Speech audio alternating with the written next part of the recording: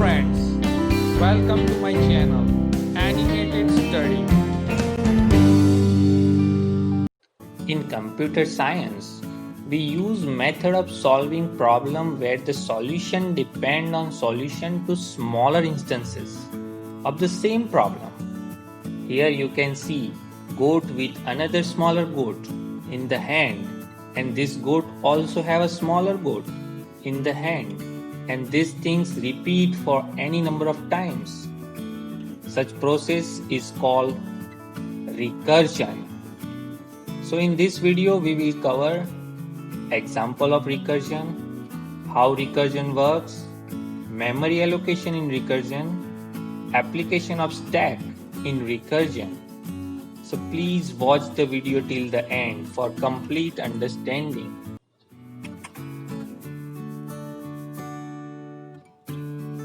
So here we'll taking the quite famous example of recursions, that is factorial. So mathematically we can see 0 factorial is equal to 1. 1 factorial is equal to 1. I write is as a 1 multiplied by 1. 2 factorial is 2 multiplied by 1. 3 factorial is 3 multiplied by 2 multiplied by 1. 4 factorial is 4 multiplied by 3 multiplied by 2 multiplied by 1. And 5 factorial is 5 multiplied by 4 multiplied by 3 multiplied by 2 multiplied by 1, and so on. So here you can see 4 multiplied by 3 multiplied by 2 multiplied by 1 is nothing but 4 factorial.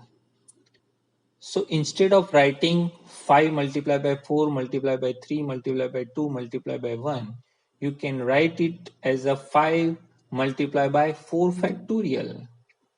Similarly, 4 factorial you can write as a 4 multiplied by 3 factorial. 3 factorial you can write as a 3 multiplied by 2 factorial. 2 factorial you can write as a 2 multiplied by 1 factorial.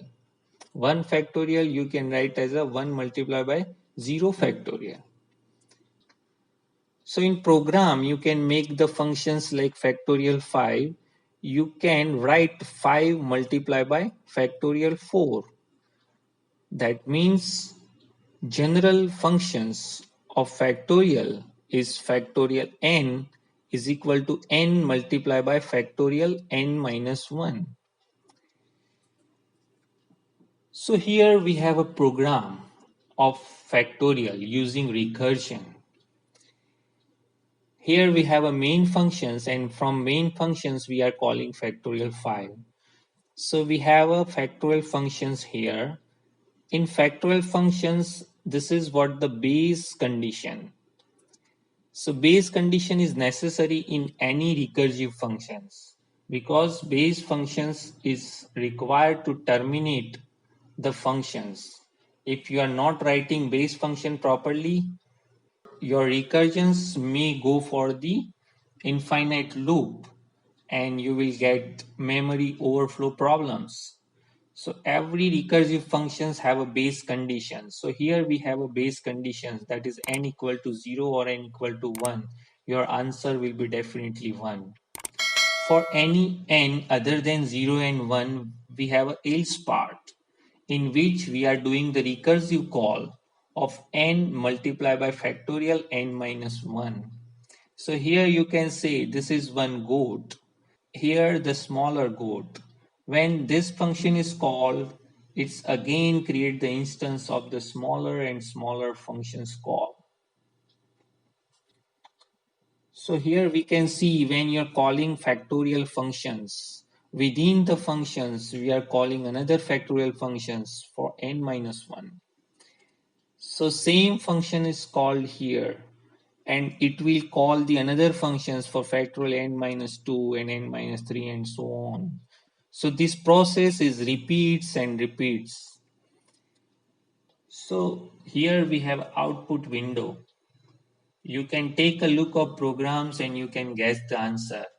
You can pause the video and guess the answer.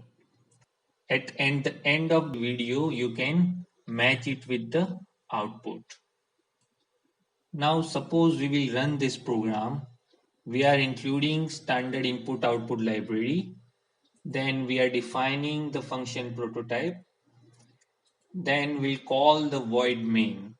When we are calling any function, runtime memory stack is created. And in that stack, we are storing the functions main. Now, in the main functions, we have a simple printf statements. It's showing the main start. So in output window, you can see main start. Then you are calling printf functions and you are calling the factorial functions with the number 5. So here control moves to the factorial functions, and when you call the functions from this part, when you are calling the another functions, your main functions is pose. That's why you require to remember the line number, because when factorial functions is get over, you have to come back to the same line. So here you can see we are storing the address or line number where we have to come back. Now we are calling the factorial functions, and initially we are calling factorial 5. So this part of the stack is storing the functions and basically its parameters and the local variables. And this part of the stack is storing the addresses. Now we will move ahead. We will take here integer answer equal to 0. So here in the runtime memory stack, you can see here answer is equal to 0 is stored as a local variable.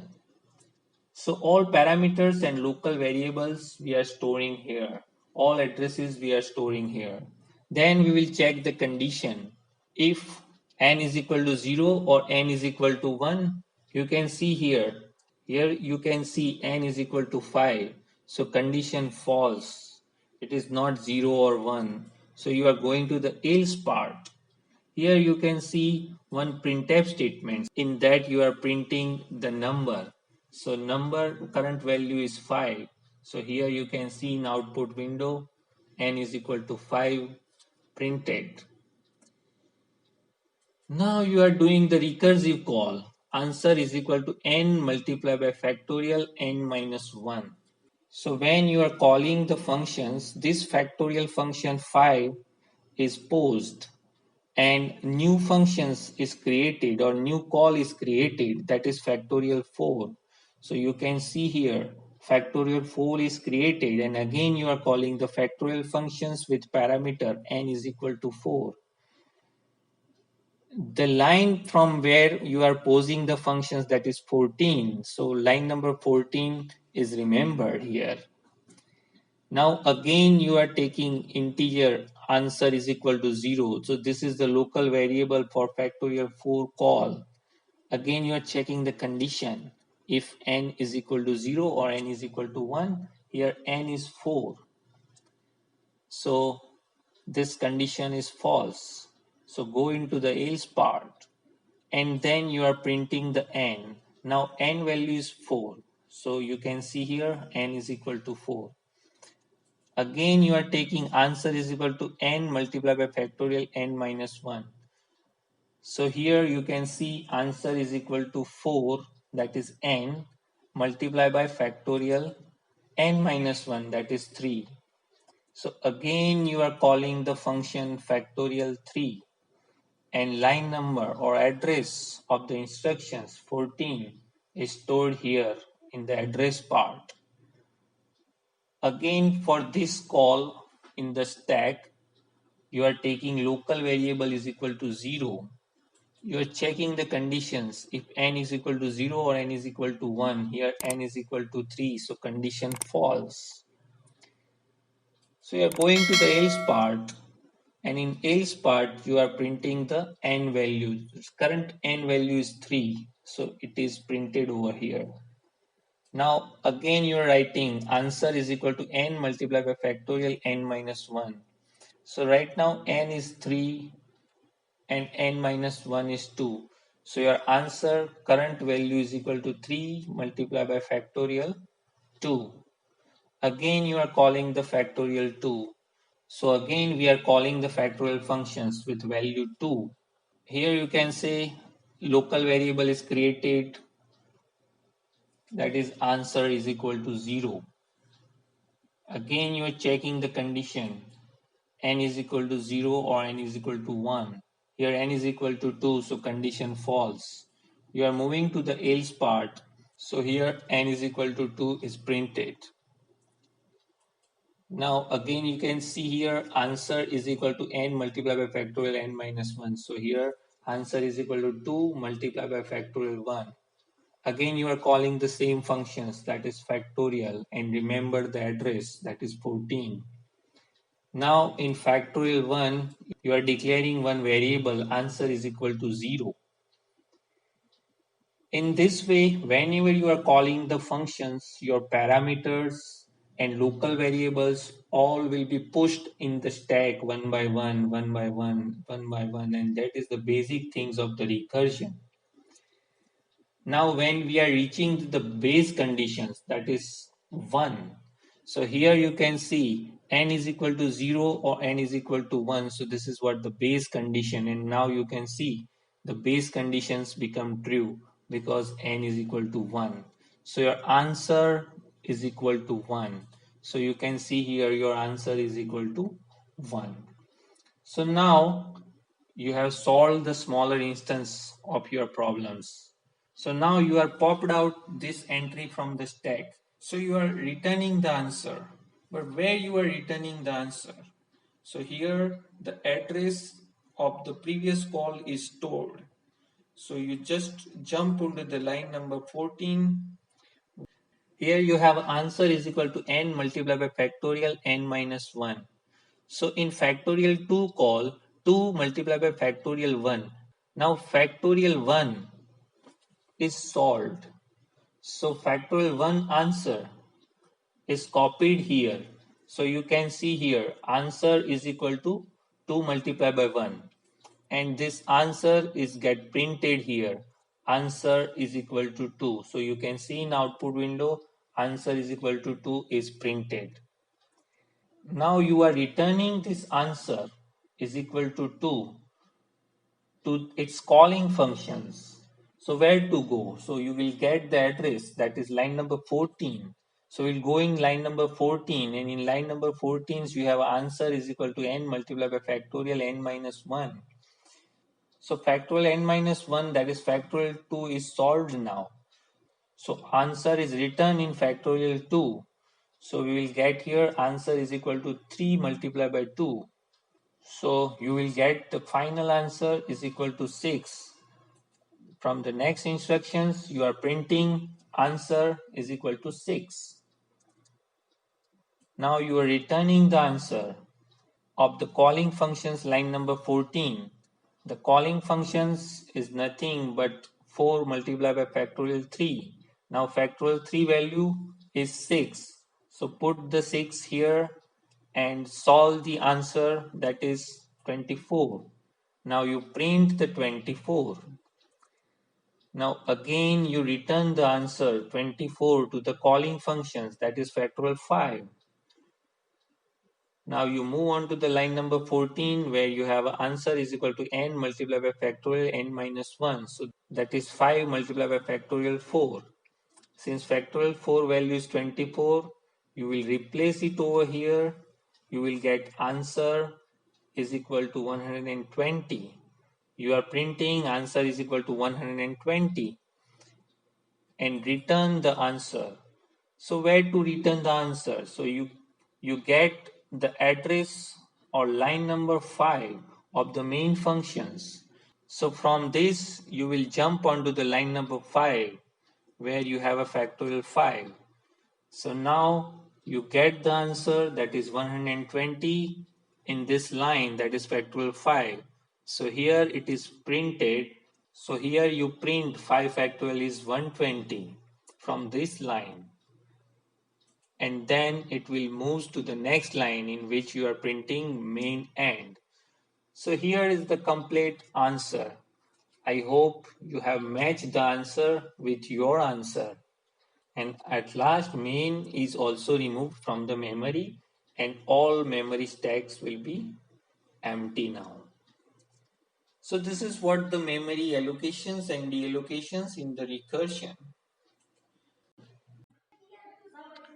Here you can see your n is calling 5, 4, 3, 2, and your answer is coming from 2, 3, 4, and 5 in reverse order. That is what how the stack is get implemented internally in the recursion. Now we can see what is difference between iterations and recursions. So we can say every problems that you can solve with the recursion, you can equally solve with the iterations using loop like for loop, while loop, or do while loop. And the disadvantages of recursions is extra memory is required for stack allocations. So iteration is good, but still we are using recursions because recursions provide a clean and elegant code and simple way to write the code. And if you're writing the code like this factorial functions in which you are calling the functions at last. So when you are calling the functions, you don't require to store the calling functions in the memory. This kind of things is known as the tail recursions. So when you are using tail recursions, it's have a little overhead of calling functions, but it is efficiently work like the iterations. So peoples are still using recursions even there is a iteration. There are many applications of recursions like backtracking.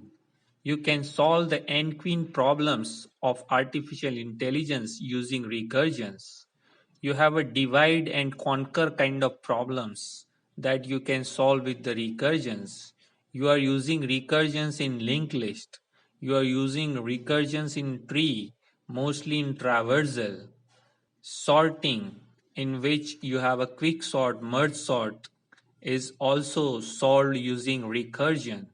Searching, you have a breadth first search and depth first search, and some problems that inherently use the recursions, that is Tower of Hanoi.